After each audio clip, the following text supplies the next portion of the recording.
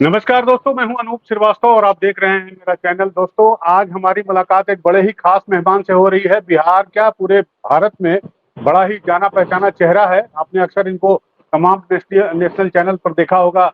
जी हाँ, मृत्युंजय तिवारी जी, आरजेडी के मुख्य प्रवक्ता, हमारे साथ इस वक्त मौजूद है बातचीत करने के लिए बिहार की राजनीति के बारे में। मृत्युंजय जी, बहुत बहुत स्वागत है आपका। नमस्कार। नमस्कार, आपका धन्यवाद।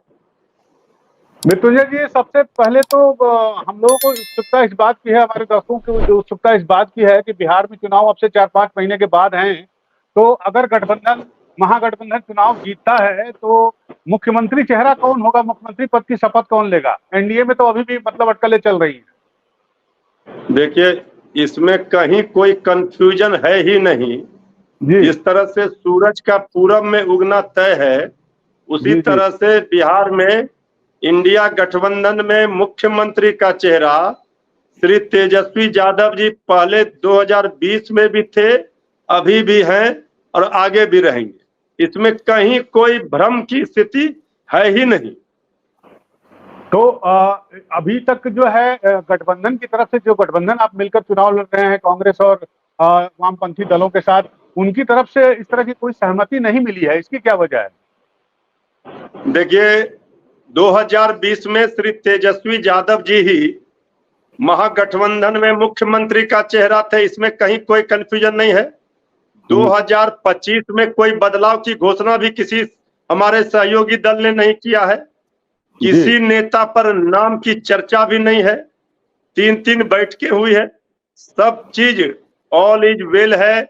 मुख्यमंत्री का चेहरा हमारे गठबंधन का श्री तेजस्वी यादव जी ही हैं और तेजस्वी जी बिहार की जनता की पहली पसंद है। अब इसी वोटर का सर्वे लोगों ने देखा, सबसे ज्यादा पसंद मुख्यमंत्री के रूप में बिहार की जनता ने श्री तेजस्वी यादव जी को किया है। दूर दूर तक कहीं कोई नहीं है, उनके निकट कोई है ही नहीं कोई चेहरा। इसमें ये सवाल ही बेईमानी है। इसमें ये स्पष्ट है कि श्री तेजस्वी यादव जी इंडिया गठबंधन में मुख्यमंत्री का चेहरा बिहार में है। ड्राइविंग सीट पर आरजेडी है। आरजेडी अपने सभी सहयोगी कांग्रेस पार्टी, वामपंथी पार्टियां, वीआईपी पार्टी, ये सारी पार्टियां मिलकर के मजबूती से चुनाव लड़ने जा रहे हैं और भारी मतों से चुनाव जीतेंगे भी। इंडिया गठबंधन यहां सरकार भी बनाएगी। बिल्कुल मृत्युंजय जी, आपने कहा कि ऑल इज वेल है और तेजस्वी जी जो है वो ड्राइविंग सीट पर हैं। तो आपको लगता है कि आपके जो प्रमुख प्रतिद्वंदी हैं बिहार में एनडीए, तो वहां भी ऑल इज वेल है और वहां भी ड्राइविंग सीट पे कोई कोई दिख रहा है आपको? देखिए, एनडीए का कुनबा पूरी तरह से वहां बिखरेगा और एनडीए की नाव डूबने वाली है। अभी वहां भगदड़ मचेगी। आज ही आपने देखा होगा, पटना की सड़कों पर श्री चिराग पासवान जी की पार्टी ने बैनर लगाया है, पोस्टर लगाया है और जी कहा है जी कि श्री चिराग पासवान जी मुख्यमंत्री का उम्मीदवार है। अब तो सबको पता है बीजेपी लगी हुई है आदरणीय नीतीश कुमार जी को कुर्सी से बेदखल करने के लिए। तो वहां सिर्फ फुटअव्वल है। अभी चिराग जी को कितना सीट बीजेपी देगी, जेडीयू आदरणीय जीतन बाबू मांझी जी को कितना सीट देगी, श्री उपेंद्र कुशवाहा जी को कितना सीट देगी, अभी देखिए आगे आगे होता है क्या। जेडीयू का एक धड़ा चाहता है कि हम बीजेपी के साथ ना रहें। बहुत लोगों की नाराजगी है, 20 वर्षों से सत्ता में है, लेकिन अब इस जनता, बिहार की जनता को यह स्वीकार नहीं है कि जो बीजेपी जेडीयू 20 वर्षों से बिहार में सरकार में है, पलायन हो, नौकरी हो, गरीबी हो, भ्रष्टाचार हो, अपराध हो, हर और बिहार जो है बदनाम हो गया। बिहार की बर्बादी 20 वर्षों में हुई है। इसलिए बिहार को नौकरी की भरमार वाली सरकार चाहिए, जुमलेबाजी की बौछार वाली नहीं। इसलिए इस बार बिहार की जनता ने संकल्प लिया है, श्री तेजस्वी यादव जी के नेतृत्व में इंडिया गठबंधन की सरकार बनाएंगे। मृत्युंजय जी, बिल्कुल आपने ठीक कहा, इंडिया गठबंधन की सरकार बनाएगी। खैर, अब तो चुनाव होंगे तब पता चलेगा। लेकिन सवाल ये भी उठता है कि चाहे एनडीए के घटक दल में चाहे बीजेपी हो और चाहे जेडीयू हो, वो लगातार लालू जी का जो 15 साल का शासन है उसी का भय दिखाते हैं। तो आप जरा हमारे दर्शकों को क्लियर करिए कि आपके पास विकास के लिए, बिहार के विकास के लिए, बिहार को प्रगति के पथ पर ले जाने के लिए आपके पास क्या क्या फॉर्मूलाज हैं, क्या आपने क्या सोचा है बिहार के लिए? जैसा कि आरोप लगता है आपकी पार्टी के ऊपर कि भाई आपके जो शासनकाल में बिहार में जंगल राज हो गया था, तो अराजकता हो गया था, तो ये हो गया था, वो हो गया था। आगे का 15 साल का बताइए ना। देखिए अनूप जी, ये सारे लोग जानते हैं इस बात को कि आज भी जो 20 वर्षों से सत्ता में हो वो अपनी उपलब्धि नहीं बता पा रहे। आदरणीय प्रधानमंत्री जी से लेकर एक एनडीए का मामूली सा कार्यकर्ता वो भी अपनी उपलब्धि सरकार की नहीं बता पाते, तो वो 2005 की याद दिलाते हैं। उनको पता होना चाहिए कि 20 वर्षों से जो सत्ता में है, बिहार आज क्यों गरीबी में, बेरोजगारी में नंबर 1 है। नीति आयोग का रिपोर्ट, हर रिपोर्ट को आप देखिए, हर मानक में बिहार फिसड्डी है, नीचे से टॉप कर रहा है। हर 2 दिन पर कोई ना कोई निर्माणाधीन पुल गिर रहा है। आप देखिए रोज अपराधियों का तांडव हो रहा है। बिहार की जनता करा रही है, मच्छर भी काटता है तो ये कहते हैं 2005। अरे अपनी उपलब्धि बताइए। तेजस्वी यादव जी को 17 महीने काम करने का मौका मिला डिप्टी सीएम में। 5 लाख नौकरियां, सरकारी नौकरी बांटकर गांधी मैदान में। यही मुख्यमंत्री आदरणीय नीतीश कुमार जी जो 2020 में कहते थे ये कहां से नौकरी देगा, पिताजी के घर से पैसा लाएगा, और वो तेजस्वी जी सरकार में आए, जो मुख्यमंत्री जी असंभव कहते थे नौकरी कहां से देगा, संभव करके दिखाए। 5 लाख नौकरियां बांटी, 3 लाख प्रक्रियाधीन करके आए। और उस समय देखिए हर क्षेत्र में, पर्यटन का क्षेत्र हो, चाहे ऊर्जा का क्षेत्र हो, स्पोर्ट्स पॉलिसी हो, हर जगह बिहार में काम हुआ।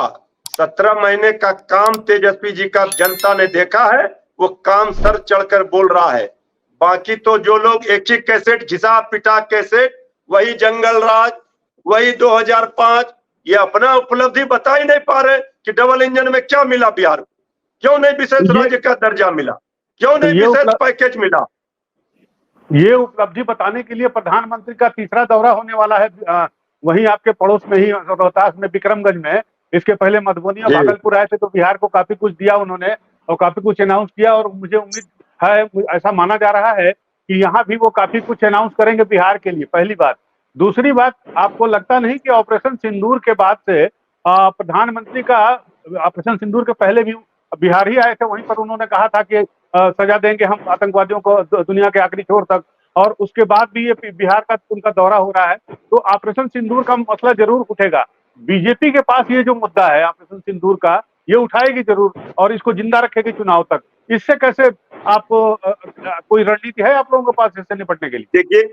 देखिए पहले सवाल का जवाब ये है, आदरणीय प्रधानमंत्री जी जो योजना का उद्घाटन करने आते हैं वो सारे को रिपैकेजिंग करके पुरानी योजना को ही बताते हैं नया। अभी अब पटना एयरपोर्ट का उद्घाटन करने आएंगे, तो ये सरकार की क्या उपलब्धि? पटना एयरपोर्ट नहीं था पहले से? अरे ये तो रूटीन वर्क है। ये जो स्वीकृत हुआ था, तेजस्वी यादव जी थे पथ निर्माण विभाग में, उस समय जो स्वीकृत हुआ था जो भी रोड, उसको ये अपनी उपलब्धि बता रहे हैं। अब रही बात, दूसरी बात कि ऑपरेशन सिंदूर का, तो सब लोगों ने, पूरे दुनिया ने देखा कि भारत किस तरह से आतंकियों के खिलाफ, आतंक के आकाओं के खिलाफ एकजुट था। पूरे विपक्ष ने सरकार को समर्थन दिया, लेकिन ऑपरेशन सिंदूर जिस तरह से हुआ, सीज फायर हुआ, इसके बाद सरकार की भद पिट गई। अमेरिका ने स्पष्ट कहा, अमेरिकी राष्ट्रपति ने, कि हमारी मध्यस्थता में सीज फायर हुआ, और सीज फायर की सूचना देशवासियों को अमेरिकी राष्ट्रपति के सोशल मीडिया पर किए गए ट्वीट से मिला। इसके बाद जिस तरह से मध्य प्रदेश के माननीय उप मुख्यमंत्री ने, माननीय मंत्री ने हमारी सेना का अपमान किया, हमारी बहन वीर बहादुर भारत मां की बेटी सैफिया कुरैशी के बारे में आपत्तिजनक टिप्पणी की, और मध्य प्रदेश के उप मुख्यमंत्री ने क्या कार्रवाई हुई। पूरा देश जानना चाहता है कि आखिर ये क्या हो रहा है। सेना का अपमान करने वालों के साथ बिहार नहीं जा सकता है। हम आपको बता रहे हैं, पहलगाम घटना से लेकर ऑपरेशन सिंदूर और सीज फायर तक की घटना की जानकारी स्पेशल सेशन बुला करके, पार्लियामेंट का सेशन बुला करके विपक्ष को अगर सरकार भरोसे में लेती, देश और दुनिया में संदेश जाता कि एकजुट होकर के हम आतंक और आतंक के आकाओं के खिलाफ संदेश देते, अपनी वीर सेना का, उनके शौर्य पराक्रम और अद्भुत वीरता को धन्यवाद देते। इससे भी प्रधानमंत्री जी भाग रहे हैं। तो अब इसको विफलता है सरकार की।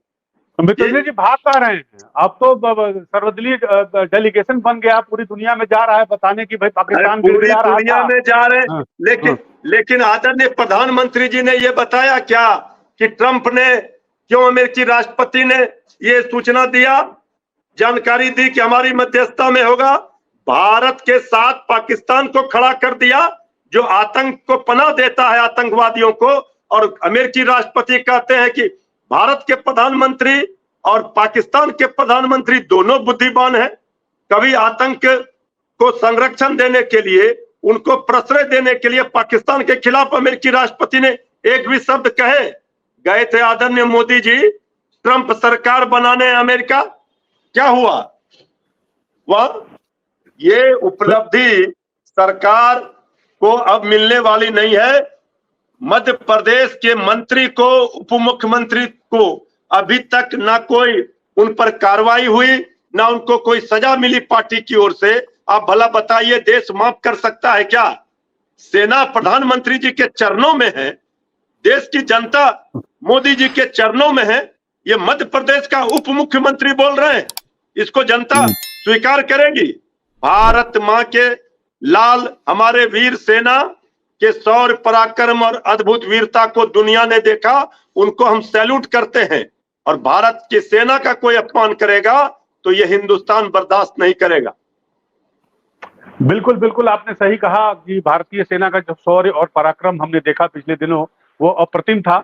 और उनकी बहादुरी पर कोई सवालिया निशान नहीं लगा सकता है। हमें सलाम है, हम अपनी सेना को, भारतीय फौज को सलाम करते हैं। चलिए वापस बिहार लौटते हैं। आज आपने कहा कि चिराग पासवान के पोस्टर लगे हैं। एक आखिरी सवाल आपसे हम जानना चाहते हैं कि आज एक और डेवलपमेंट पटना में हो रहा है, जिसमें आरसीपी के जो का विलय जो है वो जन स्वराज में हो रहा है। तो आपको लगता नहीं कि प्रशांत किशोर की पार्टी जो है वो दिनों दिन अपना जनाधार मजबूत कर रही है और एक तरह से वोट कटवा साबित होगी और ज्यादातर वोट आप ही के काटेगी बिहार चुनाव में? देखिए, बीजेपी सीधे मुकाबले में चुनाव नहीं जीत पाएगी, उनको ये एहसास हो गया है। बीजेपी चुनाव के पहले ही हार मान चुकी है। आदरणीय नीतीश कुमार जी की क्या स्थिति है, इससे सब अवगत हैं। हम पूरे सम्मान के साथ कहते हैं आदरणीय नीतीश कुमार जी दीर्घायु हो, स्वस्थ हो, ये हमारी कामना है।